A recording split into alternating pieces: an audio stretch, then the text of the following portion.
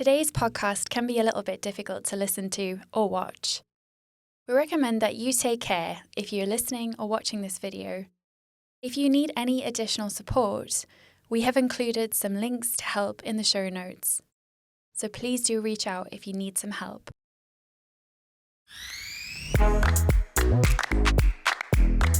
Hi and welcome to Nurture Your Zest. I'm your host, Ashleigh King, and I will bring you a wealth of interesting people with fascinating ideas across the tech industries, the creative industries, and also uplifting stories of courage and hope. We all go through prickly situations in life. I believe that through courage, creativity, and curiosity, you can find inspiration to nurture your zest. That thing that gets you up and out of bed every morning, the thing that lifts you up and lights up your day. So join me in the studio and let's see who we have in the hot seat today. Hello and welcome to Nurture Your Zest. I'm so excited to be producing more shows and it's so great to have your support. Today I have a really special friend and colleague, I guess, who's here with me today, and it's Jamie Pell. Hi, Jamie. Hiya, you all right? Yeah, it's good to see you. And you? Yeah, so we have quite a parallel, interesting journey, and I'm really excited to share you with the audience, listening and watching. So I know a bit about you. I don't know as much as I'd like, and I'd love to learn more. So tell me all about Jamie. Where do I start? Where would you like to start? So I suppose I can start as a kid. Middlesbrough lad, really proud of the fact that I'm from Teesside, although I don't live there anymore. I do live in Sunderland now. Brought up from a hard-working family with a brother, and yeah, it was a good upbringing. We did a lot. We sort of went on holidays and experienced the Disneyland thing and what have you. And at 22 years old, I decided to move in with my current wife. So we've been together for 18 years, I think, this year. She'll kill me if I've got that wrong, but something like that. And I've sort of had some ups and downs in life, but I've enjoyed the vast majority of it. I suppose we'll talk more about it, will we? Absolutely. Well, the first thing that strikes me that's so interesting is how loyal you are. So 18 years is a long time to be with someone. I've been with my partner, my husband, for I think about 16, but I think it's interesting because, not to spill the secrets too soon, but we're going to talk about Attention Deficit Hyperactivity Disorder, ADHD. And one of the challenges of that for people can be impulsivity, which is then interesting when you contrast it with long-term relationships and how that is. I find that fascinating. So yeah, that's a first starting point. I'm thinking, wow, that's a bit of a contradiction in a way. Yeah, now that I know more about it, I do read into ADHD quite a lot. And when I first had an inkling that I was ADHD, it did make a lot of sense with impulsivity and risk taking and stuff. But it's just something where I'm loyal to my family and friends, and if you're loyal back, then then that just sort of makes sense to me. I've got quite a strong sense of justice, and I think that by doing anything to hurt people who love me back, then it will be the wrong thing to do. Absolutely, yeah. Okay, so we've kind of spilled the beans that you have ADHD. Yeah. So we're both adults who've been diagnosed with that later in life. And you've mentioned to me that it's actually been really recently. What does that mean for you? Like I said, it makes sense now. Through being a child, through school, I was so bored with education and bored with learning, but I loved the social aspect of school and being mischievous and occasionally getting into trouble at school and what have you. But learning in the traditional education setting bored the life out of me. And I think that was probably, looking back, that's probably the first realisation is that, or what should have been a realisation that I might have ADHD, but I wasn't the cliche ADHD, if you like. I wasn't the naughtiest child in the class. I'd try and keep myself away a little bit, and I think that was probably through a bit of anxiety. But I loved making friends, having friends, being surrounded by people, and that's continued into my adult life, into college where I learned and got into music and DJing, eventually into nightclubs. And went to nights that we went to together at times, but didn't really realise. I don't think until recently. Know each other. Yeah. We know the same people, but didn't realise. And then the creative side of ADHD went into my music and my DJing, which I completely, I suppose, hyper-focused on thinking about it. It was an absolute obsession of mine, and it still is. I still do love my music and the creative side of my life. So that's really fascinating, because you saying there that you had an outlet for your creativity, which is one of your gifts and strengths from ADHD. And I'm curious, have you always, as an adult, been able to have an outlet? Because I think personally, as a creative myself, if I don't have a way to express myself creatively, I get burnt out. So I'm just curious, you know, you had this amazing ability to hyper focus and do your music and DJing and see all your people and be around people. What about when it was just Jamie by himself? Did it get hard sometimes? Oh yeah. I mean, I am prone to overwhelm and stress, and I did burn out when I came through therapy in April last year. Was my last appointment, and I miss it. To be honest, I love therapy. I think everyone should do it if they get the opportunity. But as an ADHD person, it was an absolute outlet when things don't go great in life or in work. Just to have someone who's impartial to speak to about the stresses and understanding yourself. And actually, it was through therapy where I started to realise even more so that I probably am ADHD, and actually asked for the assessment. And I remember, like it was yesterday, I asked for my ADHD assessment, and my therapist had a big grin on his face and said, "I thought you'd never ask," almost. And we did the initial assessments, and then he started to explain how my burnout and overwhelm and stress is related to ADHD, but then also concentrated on the good side. So the reason I'm into music so much, and the music I listen to in trance, it means that ADHD people feel the music. They don't just listen to the music. And he tried to force me down the route of concentrating on the positives and the superpowers, we like to call it, don't we, over the negatives, because it's quite easy to focus on negatives as an ADHD person. And that still happens on a daily basis. I still feel like at times I'm going to burn out if I'm not out meeting people and networking and doing what I love doing in work, and I'm sat behind a computer doing the reporting and the other bits that I see myself as not very good at. I do feel overwhelmed, and I do start to feel myself burning out, but thankfully I've got the tools to try and help that now. I love that. Do you feel like there's certain tasks that give you more energy than others? So like for me, I'm doing 4 episodes back to back recording today, and I love it. I know I'm going to be buzzing, because this is my favorite thing to do, is chat and talk to people, and that is my superpower. And as a kid, I was in detention all the time. I was in the Chatterbox club, so which my amazing head teacher created for kids like me who just chatted, and it was to help them learn debating skills, interviewing skills, negotiation skills. So I'm so grateful for that head teacher, because instead of seeing a naughty kid who's chatting all the time, they saw tools that could be harnessed to improve communication. I actually think there should be more of that in education. I think certainly in school settings, it's still a little bit old-fashioned. And I mean, in my son's school now, Thomas, my eldest, he's ADHD, or he's on his way to full diagnosis now. But it's recognised by his school that he gets given a bridge pass. So if he's feeling overwhelmed himself, or he needs to go and regulate, he can go off into a separate room where it's quiet with iPads, and he can either get on with his homework or his work that he was being set, or he can just sit and relax. Which is good, because I don't think, well, there wasn't anything like that in my school when I was younger. We were sort of put into this setting of we are the naughty kids, or we are the talkative ones, because I did get caught talking too much and getting distracted a lot. And that still happens as well. If I can't concentrate on a boring task, and if something's happening next to me, I'm all in. I'm looking at that. So yeah, that's good.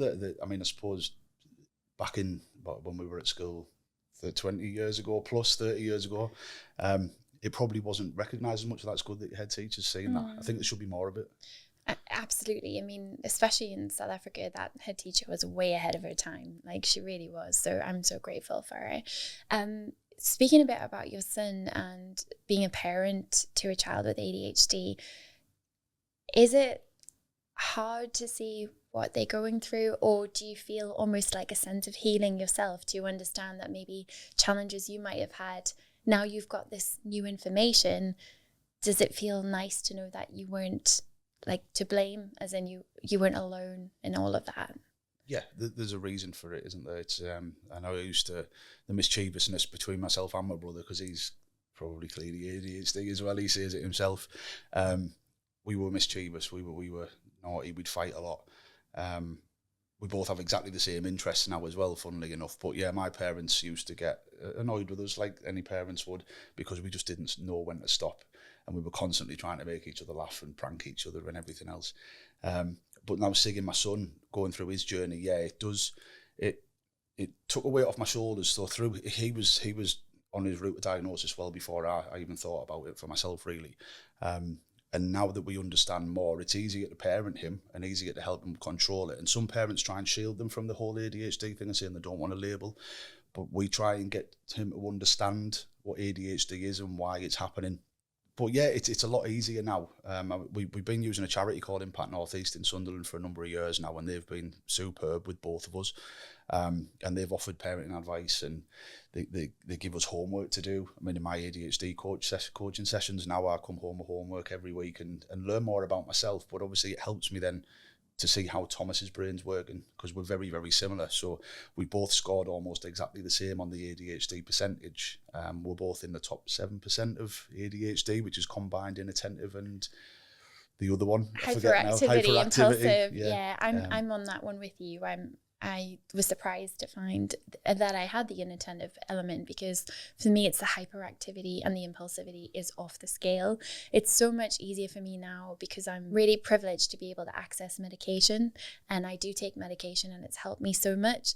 One of the things that really surprised me when I first was able to get that medication, when I had my diagnosis, the psychiatrist said to me, "Hey, did you ever party, or what did you do back in the day?" And I was like, "Oh yeah, I used to go on nights out, and then I would go back home and clean and tidy, because all of a sudden I would do work on my assignments because my brain had finally connected all of these dots, whereas my friends were a bit worse for wear, but I was really awake." And he was like, "Yeah, it's stimulants, your brain craves stimulation and focus." And so, I mean, I had said when I got diagnosed, I was drinking 2 Red Bull a day. And that is not good for anyone. But he'd explained that actually the reason I was drinking so much coffee and so much Red Bull is I was just trying to cope. But on top of that as well, I was also self-medicating with alcohol, because I don't know how it feels for you, but you did mention you are combined, so you may experience this as well. I feel like there's so many channels and tracks on all the time that kind of interact with each other, and there's this cross-channel communications in my head, that one of the only ways to turn that off in the past, before I learned about mindfulness and other things, was actually alcohol, because it would stop the noise. And I think it's really powerful when you learn how your brain works and you can work with it rather than against it. Yeah. What is it like for you in there? Is it noisy? Yeah, I said to my therapist that it feels like there's 1,000 things going through my head at once. And then I questioned the hyperactivity, because certainly not now, I'm not physically hyper. As a kid, I used to kick a ball from morning till night, and I would be out exercising and playing. I was as skinny as a rake and loved being physical. Now it's completely different. My hyperactivity is all in my head. But you're right when you say that alcohol, it switches it off almost. So, I mean, as a young adult, I was embroiled in clubbing and everything that comes with it. And I loved it. Don't get me, at the time, it was great, but eventually the bad times outweigh the good. And you get the negative aspects of ADHD then coming in, or just life in general, and everything becomes, feels like a negative, because you're tired and you run down and you're depleting your dopamine and everything else. But I mean, I've stopped that lifestyle, but I do still like a glass of wine and a beer, and if there's a big night out, I'm normally the first one there. But it switches me off. So if I've had a particularly stressful week, what I used to do is, on the way home from work on a Friday, I'd be buying probably 2 bottles of red wine, and I would sit and drink them, and then I'd feel rough all weekend. And I don't do that as much now. It's very much occasionally I'll have a glass of wine in the house. But I mean, at this moment in time, I haven't had a drink for 3 weeks, and I feel great. Yeah. So, but I do. You get the muddle in your head. I think that's the way I like to describe it. And the temptation to go, actually, yeah, I'm just going to go and I just fancy a bottle of wine. But for some reason, it's switched off at the moment, and I'm not needing it. That's interesting. And I wonder if there's a connection there between you having therapy, but also gaining a diagnosis. One of the things that we do as people with ADHD, but actually everyone now in our current society, we have access to way more content, social media. We're all dopamine seeking all the time, and that is, when you have ADHD, for anyone listening who doesn't know, you actually have depleted dopamine, so you don't have as much as your ordinary person, and that means that you may try and get it through watching porn, through gambling, through drugs, through alcohol, through for me, impulsive shopping was a thing at one point, and it was the most random things that you would think, like, because I have my own podcast studio, it would be different kinds of tech gadgets that were the latest thing that actually I might not use, and they end up in a drawer because I don't know how to use them. But at that time, when I got that advert, I had to buy it. And actually the only thing that helped me with the impulsive behavior there was actually using neuro-linguistic programming, NLP, to break some of those behaviors. Because what I found was that, and I wonder if this is similar for other people with ADHD, so I'm asking you, is if there's something where there's a time limited advertising thing, like especially on Facebook or Instagram, I will often feel like, oh, I've got to get that now, because that sense of urgency really makes me feel like I need to get it. Do you ever experience that? Yeah, I used to more than I do now. I don't know how. I probably subconsciously trained myself not to. Certainly with buying anyway. I mean, I ended up in a lot of debt when I was younger, spending on credit cards and things because it was easy access. I remember walking into a bank and coming out with £1,000 in cash and walked straight into a clothes shop and blew almost all of it. And I just turned 18. And looking back, again, it's impulse. It's just, it's there, I can have it, so I need it. And the limited time offer thing, I was definitely doing the same thing. But actually, I've worked a lot in advertising in the creative industries, and it's a tactic, obviously, to make people think it's scarcity, isn't it? There's not long left, so you're going to have to buy. And I think that might have had a way of training me a little bit into thinking, well, actually, I know that's probably not true, because they will have much more in stock than they're telling us, but it's just a way of forcing you into spending money. It's just getting you through that funnel really fast, which you'll understand, yeah. It's really interesting hearing some of the stuff you're talking about there. I think like the idea of just kind of getting money out the bank and then blowing it, I totally resonate and get that. And I think something that really interested me is Monzo. I love Monzo Bank and I love Starling Bank for Business, just because I think the visibility they give you on your account to be able to see where your spending is going, what you've been spending your money on, the visual kind of way it works is brilliant. But Monzo did some research and they were saying that people with ADHD end up spending about £1,800 a year, and that might not be the exact amount. I think that's about the approximation, between £1,400 and £1,800. But they talked about the ADHD tax. So I don't know if you've come across this, but it's like, oh my God, you've lost your 5th set of keys and now you've got to get the locksmith out, or you forgot to renew your car insurance, or you've taxed your vehicle, so now you're getting a fine, or I mean, I thought I'd broken some of these behaviors, and I recently forgot to submit something and I got a penalty, and I was like, oh my God, how did I miss that? It's this concept of time blindness and not being able to see or understand how quick time goes. And it's so hard to explain to people who've never experienced that, Again, definitely when I was younger, it was the same. So my car tax would run out, or my insurance would run out, and I'd end up with a fine or something like that. But now I think certainly with online banking, since that's come in, I've got a lot better with money, because I used to be useless with it. But it's almost that you become, and it's probably overwhelming, again, and probably ADHD thing, but you become a bit paranoid. So I can check the bank every day, and I did go through a stage for probably a year or so of checking the bank multiple times a day just to make sure that there was still money in the bank, and becoming quite worried that we'd end up with nothing. I don't really know where that came from, but I think it's having that visual aspect definitely helps you to plan. And I mean, I'm not a big spender anymore these days. I am much more careful. Again, it must just be through training myself, because I've not done any official NLP training, or I'm not on medication myself for ADHD. Maybe I need it, I don't know. But it is almost like I've had to, in my head, it was like I need to grow up a little bit. I need to become more mature when I'm running a business. I have to understand what money's about, because finance is probably the weakest aspect of what I know about business. So I'm slowly learning. But certainly with personal finances now, I'm much more careful than I ever have been.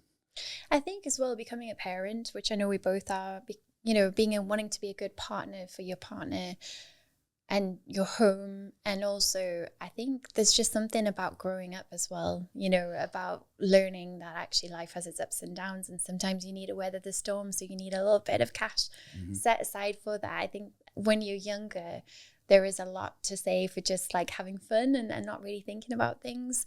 I think as well, it also comes down to your parental influences. So actually, one of the things I'd really like to, I feel like I'm re-educating myself about money and saving, because it's just not been part of my vocabulary growing up. But I think that is an important skill to have, is to be able to save and not get something instantly that you want, but to be able to wait and strive and save for it. Yeah, I agree. I mean, my dad's always been very good with money, and making sure that if there's a rainy day fund there if you need it. And I mean, I got my work ethic from my parents, and I think the way that I am with people and respect and loyalty all comes from my upbringing, and from extended family as well. They're all very good with money, and I think I felt like I was a little bit of the odd one out because I couldn't manage money, and probably I was getting into a lot of debt, but my impulse at the time was I have to go to the nightclub on Friday and Saturday, probably sometimes on a Sunday, and we would travel the UK, and it would cost a lot of money, and I just simply wasn't earning it. But at the time I didn't care because I was having the time of my life, and that was what was most important. I'm with you. You know, I was there at Gay Crasher events and Good Grief events, and, you know, Manchester Warehouse Project stuff and trans stuff, God's Kitchen, all over the UK. It was amazing. It was so much fun. But as you said earlier, it's the knock-on effect later. It's the not sleeping for several days. It's the impact of booze on your body for several days, not eating properly, you know, not wearing warm enough clothes when you go out clubbing. Yeah. You know, it's all of that as well. So I think, there is a lot of money that goes into that. And I think when you're having so much fun, it's like, well, you're going to prioritize that above other things because you're living in a world that is all about the fun. So you also were a DJ, which adds a different complexity and element to things. So like, for instance, you're not really going to have a chilled night out when you're a DJ, because that's like your whole existence is the party scene. So what was it like DJing? I loved it, to be honest. Yeah, it's and I was gutted when I stopped doing it, which was probably pushing 15 years now. But it was being behind that stage, or being behind the decks and watching a room full of people dance to the music you play, and even though it wasn't my music, it's another producer, was an absolute buzz. And I think through going through school and being like an in-betweener, if that makes sense, I was never the popular lad, but never the one that was always getting bullied, although I did suffer bullying at times. It made me feel like I was popular, so I got a real rush from it. I got a real buzz from it. So the dopamine hit was spending that half an hour to an hour behind the decks on a night used to get me so excited. And when I was getting residencies and playing in Middlesbrough and Manchester, and I played at Tall Trees a couple of times, and I remember them fondly. There's probably some of the best nights of my life. Certainly warming up for certain DJs who I thought were heroes of mine at the time, you know, in Middlesbrough, which was amazing. And playing the music that I did, which probably most people haven't heard of, as hardstyle or hard dance, and it's proper rave music. It's stomping music. It's really energetic, so it just fit into my energy, I think. And I enjoyed it so much that last year at Christmas, I bought my kids decks. Did you? So you can teach them. So well, hey, it's a great skill to have. I mean, what a great party trick. Yeah, well, it is. I mean, my youngest isn't using it much. He wants to be a rock star. He wants a guitar. He's got a guitar now. But Thomas, my eldest, he likes his trance music, and he likes playing the harder style of music. So when he's on it, he really enjoys it. But what I'm finding is that I'm shutting the kitchen door where the setup is, and I'm just getting lost in the music again. It's taking me back. And actually, I went to Sugar Shack a couple of weeks ago. Fergie was on, and some other DJs, some old heroes of mine.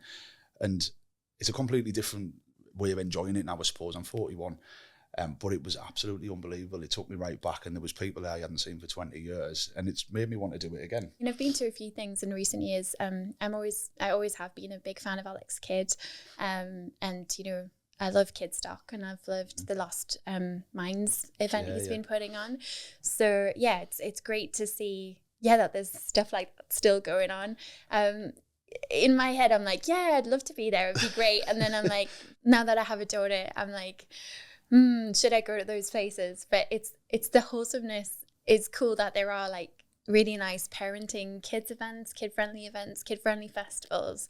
It is really nice talking to someone though who gets like the feeling of going to DEFCON or something like that. It was just such fun times back in the day. Yeah, and you do. I mean, we've taken our kids to the family raves occasionally, and they enjoy it when they're there. But one of the big things that came through my therapy and when I was burning out was that I don't do enough for myself. So we went to Ibiza last year for the first time in a long time, and that was amazing, just having 4 days with no kids and just enjoying ourselves and not getting in until 5 a.m. and starting again at 11 the next day. And it was really good. And it's given me a sense of self again. Like that's what I'd lost. You mentioned you don't want to be away from the baby, Yeah. but one of the big things was that I'm not doing anything for me, and that's why I burnt out. So even though it's tiring going clubbing and you lose sleep, I feel really, really good afterwards for a good few days, sometimes weeks afterwards. So I make sure now that I am trying to do little bits, not all the time. Certainly not the way that it used to happen, but going and having a few drinks and having a dance, and if that means getting in at 4 a.m. for one night out of however many months, then so be it. And it sort of reinvigorated me a little bit. Yeah, I think there's something about all of that energy you get out on the dance floor. Yeah. So if you're going through any trauma or therapy, a lot of the time you'll talk about EMDR, which is eye movement desensitization therapy. So I've experienced that and had a lot of therapy myself processing trauma. But one of the ways you can do that for anybody listening or watching is just walking right, left, swimming, running, sport, dancing. So processing things right to left, it helps you to process memories. And also we have a lot of emotion that's stuck in our body, right? Mm-hmm. So getting it out through dance and music and something you love is so powerful. Yeah. So I can totally see why you would really love that again if you haven't felt you've had time for yourself. One of the things I want to talk to you about is actually around men's mental health. So you've been diagnosed with ADHD. Often in the journey of people going through ADHD, they don't really know what's wrong, but they know something's up. And it's kind of like this, not always being able to read what the problem is, but something's up with other people. You're masking, you don't know what's going on. You just want life to be great, but stuff happens because maybe you lose your phone all the time, your keys, whatever, or you just don't read things or experience things the same way as other people. So can you tell me a little bit about your mental health and why it's important for men to be able to speak out and go for therapy? Yeah, it's long been a passion of mine. Mental health in general, but men's mental health is certainly, there's a big focus on it, but there needs to be more. At work, we've got the recruitment and the training businesses, and the recruitment business is heavily involved in construction and engineering. And they're the two industries that have the highest rates of male suicide. Right. And I think it's down to the lad culture, isn't it? People don't want to, it's a pride thing. You don't want to open up to your mates on a construction site. And it is getting better. More men are talking. You've got the Andy's Man Clubs and the Impact North East charity that help people like myself. And I think I didn't really, for my own journey, I didn't really realise when I had low mood. I just thought I was in a bad mood. But looking back when I was in jobs that I didn't particularly like, or things weren't going great, or I had no money because I was in so much debt, I was so down and depressed, but didn't click on, and I couldn't shake the negative thoughts regardless of what I did. So even if I did go clubbing, the next day would just be as bad. I would enjoy my night, but the next day I'd be thinking, I've got no money again. And as I've matured and got older and changed the way my life is, I put some concentration on it and thought, well, actually more men do need to talk, more people need to talk in general, because mental health's criminally underfunded in this country. Just before the COVID pandemic, I ran a mental health event at a previous employer, and we had about 100 people turn up, which was good. And a guy called James Patterson did a talk around his mental health. And if you haven't had a look at his Facebook videos, you should look, because he talks about when he was in such a bad space. And he breaks down on this interview. And I seen this interview and I reached out to him and asked for a chat. Met him in Washington Services, and we just hit it off. And I asked him to do a talk for me, and it was around mental health in general, and around what's available to businesses as far as training goes. And when I looked into it a little bit deeper, I seen that mental health first aid wasn't a legal requirement, and that wound me up a little bit. I thought, well, why not? And eventually, I decided to campaign for mental health as a mental health first aid as a legal requirement in work. I found out during this campaign that it had been read in Parliament, and it was kicked out at the second reading, because apparently a politician somewhere said that it should be part of a physical first aid course. Now, that can't be right, can it? Because what if you faint at the sight of blood, but you're the best listener in the world? So it doesn't make any sense. And I think it's moved on a little bit now. But we ran another event called I Am Not Okay. So I've got my own little hashtag, which utilises our business branding to ride on the back of the marketing for that. And we ran it at Sunderland City Hall. And there was 160 people, I think, something like that there. We had 16 or 17 exhibitors around the room, all offering mental health services to business, whether they were free, paid for, training, exercise, things like that. Even food. There was people talking about gut health and how that can affect your mental health. and it was amazing. And people were opening up in the room, and it went so well. I just never expected it. And the thought was at the time, I'm going to continue this because I need to. But during that week, just as I went on stage, I got a text to say that my wife's granddad was on his deathbed. And then the same week, I got told that my friend had passed away. So it was bad timing, and I got into such a really dark place. Now looking back at it, there was too much going on, and that didn't pay the bills as well. So I had to concentrate on work as well as we had 2 funerals in a week. And it was tough. It wasn't a nice time at all. And unfortunately, I didn't really take my own advice when it comes to mental health. So I'm big on everyone else's, and I don't look after my own. But it put it right on my agenda. And now as a training company, we've just launched our mental health first aid course. And it's a really, really important thing to me to be able to offer that to businesses at an affordable cost, because it's a must. We have to look after each other's mental health, whether it's work or home. If you can do this training and understand the signs of depression, eating disorders, things like that, as well as the usual stress and others. And it doesn't have to, just because it's called mental health first aid at work, it doesn't need to be at work. You can use it at any point. I think it should be a legal requirement. Every business should have real mental health first aiders at work. Yeah, wow, you said a lot there. I think mental health first aid sounds fantastic. I'm going to hit you up with a message about that because I would love to invest in that for my team. I think that when it comes to mental health as its own function outside of first aid, I'm with you there. I mean, the complexity around mental health, around how things intersect with each other, the crossover between neurodiversity, mental health challenges, just the emotional support that people might need. And also people are navigating such a complex environment. The world of work isn't like it was 30, 40 years ago. I read a stat that said something like the amount of news we get in one 24-hour period might be the same amount of news we would have had in the past over a 30-year period. So we're just getting news all day, every day. And what we choose to watch and put into our body, whether it's food, whatever we listen to, that's in our ears, whatever we're watching, we're actually really need to take responsibility for what we're involving ourselves in. So I'm with you. Mental health is its own thing. And I think a lot of the times in the past, people have just kind of put a sticky plaster over the top. But I think there really is a desire for consumers and for customers and for clients to see that you are more than just a mouthpiece. You don't just say things, you're actually doing things. And it's a really interesting time to be in business around all of this stuff. I do think that it's really brave, actually. This may seem, I guess I'm coming from the perspective of being a female who knows a lot about equality, diversity, and inclusion. But I think it's really important to actually stand up and say that you really care about a topic and a theme and really running with it.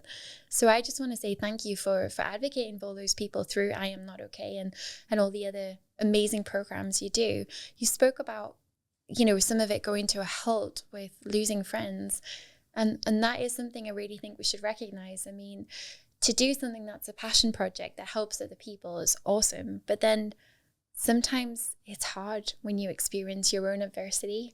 I know for myself with Nurture Your Zest, I love it. I've been podcasting for 5 years, but there have been times I've taken time out because I just didn't have the voice to share at that time, or I couldn't share.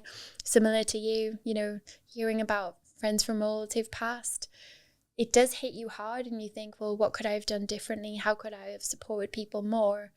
And then also thinking about people having their own independent choices. So, I mean, where are you at now in terms of your mental health?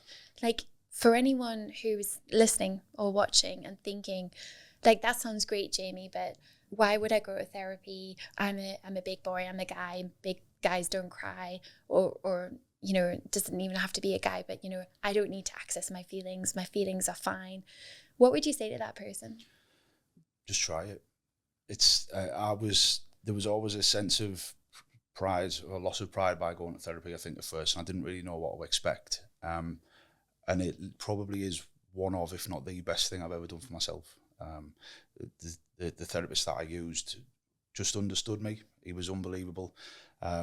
He let me just talk, and that was the main thing. And the first session was a little bit uncomfortable. I didn't know what to expect, but he just got to know who I am.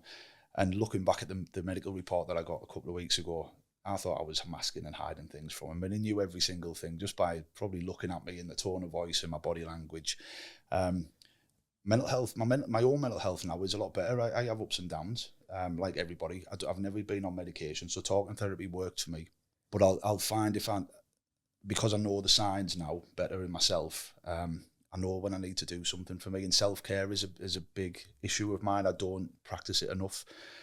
So doing things like I've taken on a football team, which to some people might say adding something else to my plate, but I love it. So that my Wednesdays that's my doing a bit of exercise with the kids. I've got a bunch of kids who are actually in the main autistic and ADHD, and we've got a challenge between us, and we've not won many games at all, but at the same time we're all loving it. We're all growing together. So that helps me every Wednesday. I know I can switch off from work, I can switch off from home life, and me and my son go to football, and I've got 15 now 16 kids there who we're all going for the same thing, and I love it. Saturday mornings, yes, I miss the lie-in sometimes, but I have to get up and we go to a match, whether it's in Newton, Aycliffe or Newcastle or Northumberland, or we're at home in Sunderland, and for that 2 hours I just get lost in it. I mean, football's always been a big outlet for me anyway, and I there was a long time I stopped going to Middlesbrough matches, but they are my first love, and I still go to Middlesbrough matches. I don't go as regularly this season as I wish I probably could, because of the kids' football. But as long as I've got that, I think I can keep my mental health on the straight and narrow. It seems to be working, and reduction in alcohol and things like that. That's definitely helped. And I don't feel like if I've had a bad day or a bad week, I have to go and get them 2 bottles of wine. I relax. I've got the Saturday morning to get up. One of our sponsors is Recovery Connections on our football kits. They're a charity who help people who've had addiction. And their message through the sponsorship is, do you need that last pint before you take your kids to a football match at 8 o'clock the next morning? And that resonated with me straight away. And I thought, well, actually, do I need to grab that bottle of wine, or can I just sit there? It might frustrate me, and I might really, really want a glass of wine, or really, really want to go and have a few drinks, but I just don't do it. And that's been big for me, is not feeling like I have to not be sober all weekend, and just do it occasionally, once in a blue moon. But it's understanding your own mental health that is important, because then you can put things into practice to make sure that you're not going down the wrong path, and speak to somebody. If it's not therapy, speak to a doctor. And I mean, there's a pride thing, especially with men, around taking antidepressants or tablets or any medication. But if you've got a headache, you would take a paracetamol. You know, if you broke your leg, you would be on painkillers. So it's exactly the same. If you need to get better and there's something there that can help, do it. Yeah, 100%. I think it's always important to seek help and reach out to someone. I know we both have shared experiences and have seen people take their lives because they didn't reach out or didn't speak, and it's so sad. And, you know, I would like to ask, for anyone who's watching or feeling stuck now, what do you think? So yes, they can reach out, but what would be the thing that you would say helped you the most yourself? I let it take over me for too long. And the thing that helped was eventually reaching out, finding that pride and just saying, look, I need some support. Luckily Impact were there, Sharon at Impact and Justin, who was my therapist, and they were brilliant. Otherwise, I don't know where I would be now. I was in a rough place. Work was very, very busy, good and bad reasons. And I just didn't know where to turn. And the burnout that I suffered was really quite severe, where you start resenting even your own family at times and things like that. It was pretty brutal, and I was very quiet and subdued, and that's not me. So reaching out and speaking was the first thing that I thought I needed to do, and it was with a company that I trusted with Impact, because of what they'd helped my son with.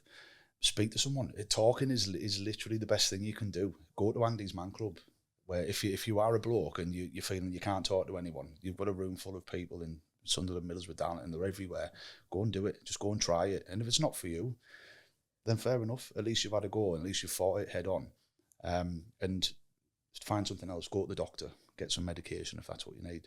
But letting it just rot you away definitely isn't the best way. Like you say, we've both experienced suicide, and I've had mates who've used drugs to mask how they were feeling, and some of them aren't here anymore, or it's got them into trouble and they've been to prison and other things. So, and that isn't the way anyone wants to go, is it, in the end?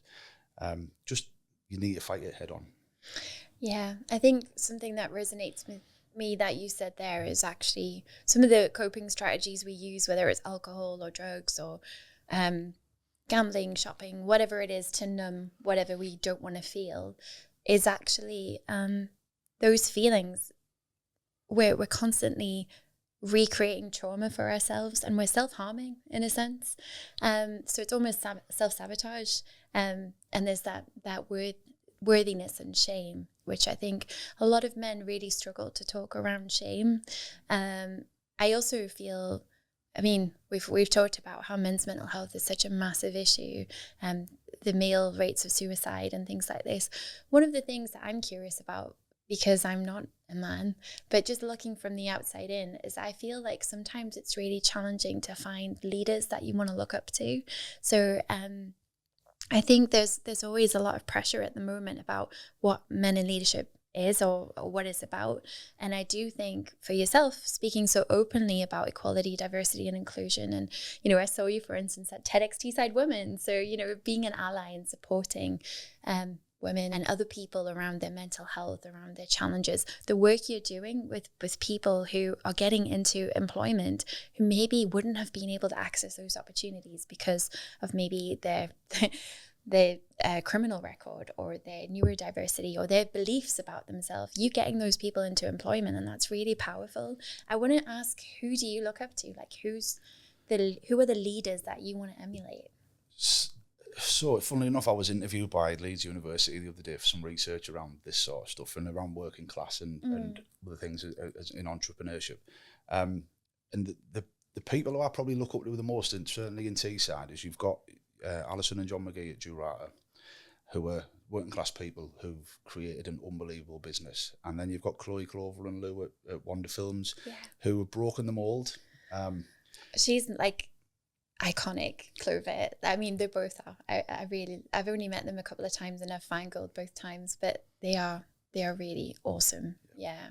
And that's what I think it is. It was breaking the mold. I think I only started a business just over 3 years ago, and there was always the anxiety. I've always wanted to do it, I think, or certainly for the last maybe 10, 15 years, and never had the courage to just get up and get on with it. And then seeing from a distance the likes of Chloe and Alison and John at Durata, and watching what they were doing, and a few others, but them two in particular, they stand out because, like I say, they've broken the mold. I'm from a working class background.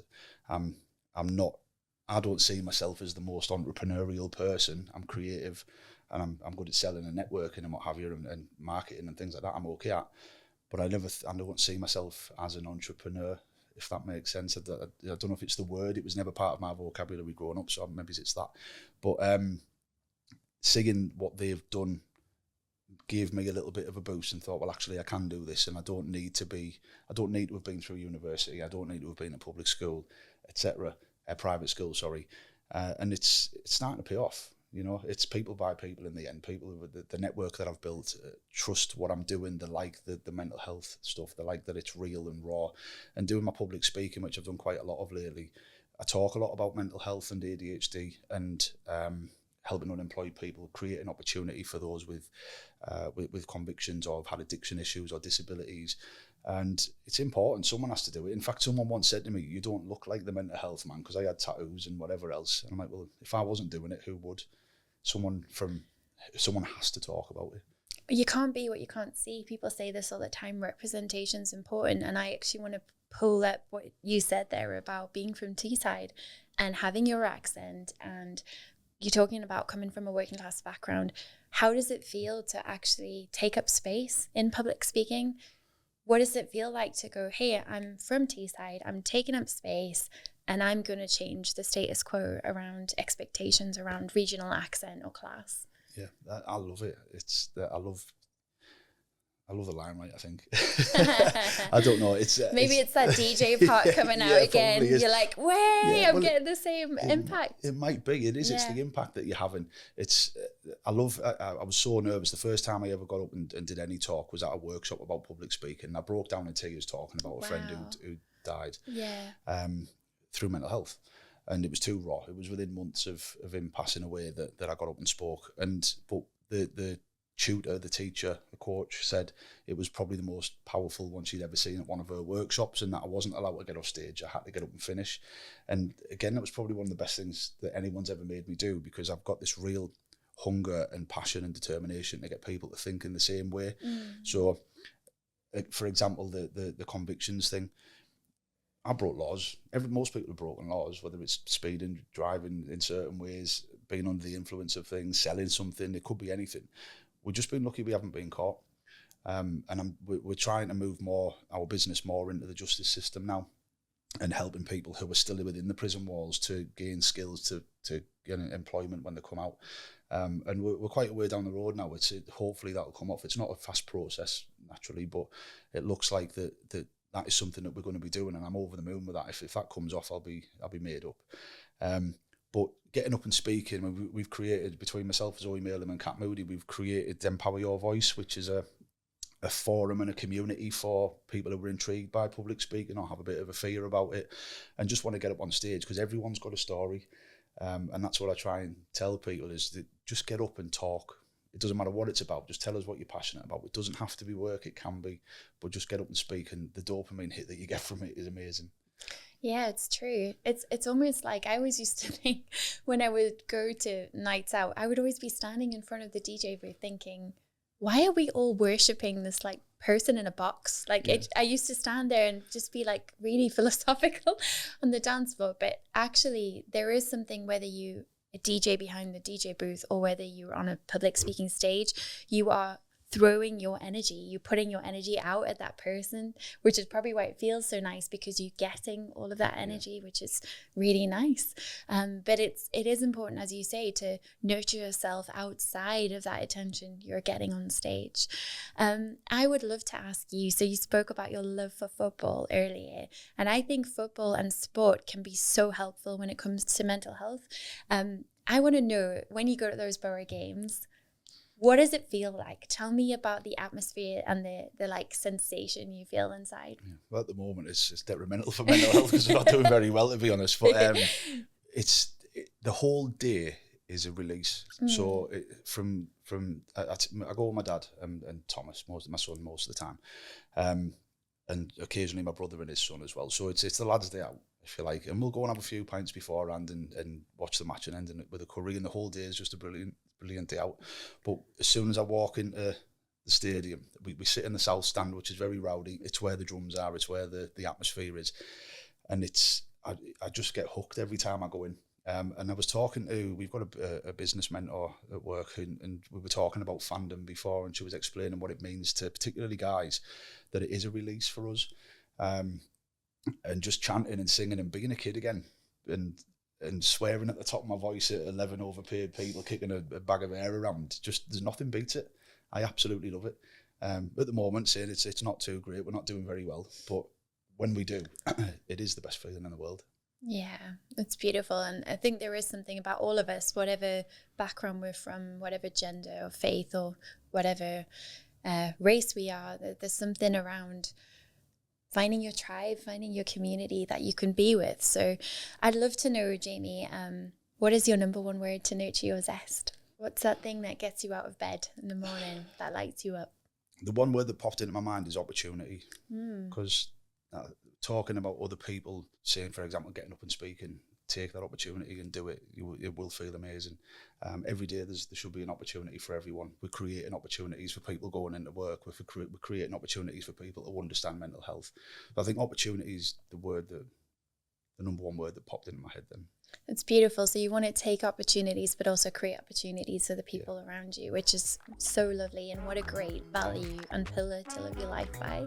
So it's been really nice reminiscing about all the old days and the fun stuff. And I want to thank you so much for coming on Nurture Your Zest. Thank you very much. Cheers.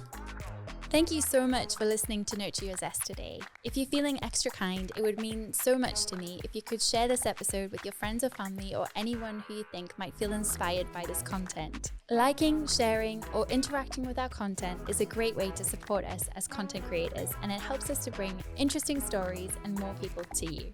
This podcast is a Flamingo Heights podcast studio production, and I've been your host, Ashleigh King.